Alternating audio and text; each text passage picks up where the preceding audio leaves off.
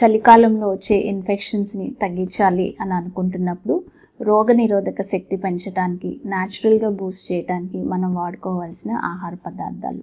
వీటిల్లో మన రోజువారీ ఇంట్లో వాడుకునేవి వెల్లుల్లిపాయలు, అల్లం టీ, పసుపు, ఫ్రూట్స్లో బెర్రీస్, వీటన్నిటిలో కూడా వైటమిన్ సి కంటెంట్ ఎక్కువగా ఉన్న నిమ్మకాయ, ఫ్రెష్ లెమన్ స్క్వీజ్ చేసుకోవటం, వీటన్నిటి వలన కూడా మనం కొంతవరకు మన యొక్క రోగనిరోధక శక్తిని ఇంప్రూవ్ చేసుకోవడానికి అవకాశం ఉంటుంది.